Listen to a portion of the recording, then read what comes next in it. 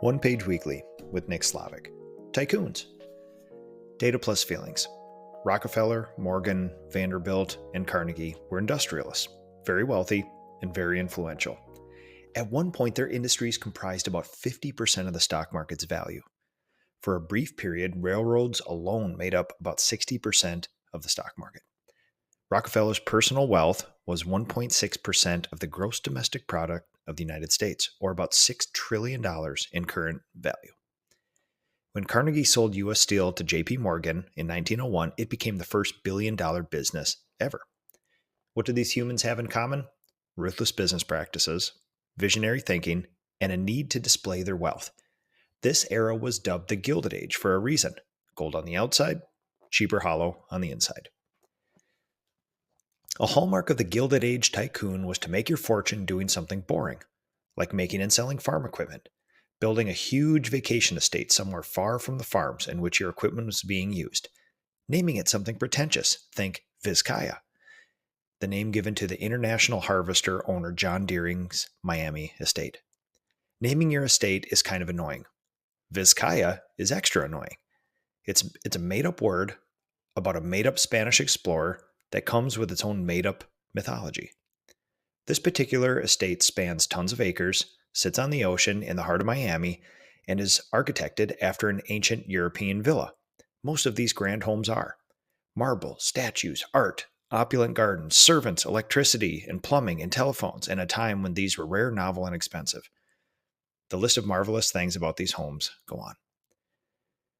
It would be a regular thing to overhear tourists at these places say, "Oh, I could never live in a place like this. All the upkeep," and other self-preserving statements on tours of these homes.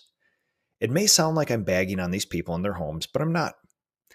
There are few things I find more pleasure in than touring these grand estates and learning about their creators and their businesses that allowed the building of them. As a deeply curious admirer of that era and their homes, I cannot get enough of them. These places are not without conflict. Slavery, servants, monopolistic business practices, and ruthlessness made these places. The tourists are partly right. These places are unsustainable. Homes and grounds this large need millions of dollars of upkeep and revenue generation each year. Only one main Gilded Age mansion is still privately owned, but even the Biltmore only survives because of tourism and tour ticket sales. Almost all else were demolished or donated to nonprofits to run as museums. This is a lot of buildup for this point. I'm inspired by these mansions. The craftspersonship almost cannot be duplicated. They give me such an immense, deep connection to the unknown people who made them, the real craftspeople. The James J. Hill House and the Glanchine Mansion, both in Minnesota, are perfect examples.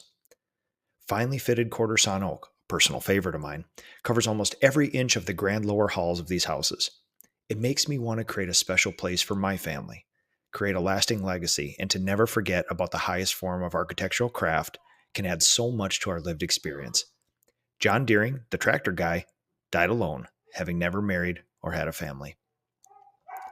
There's something special about creating a place that will live beyond you and has the ability to inspire someone to do something great.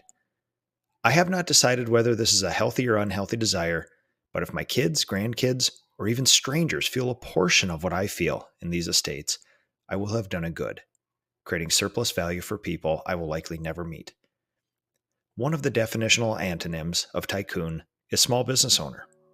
Also, substantive and genuine. I hope that my Vizcaya will be substantive and genuine to me, not gilded, and bring my people together and inspire them and keep creating surplus value for generations. This has been One Page Weekly with Nick Slavik.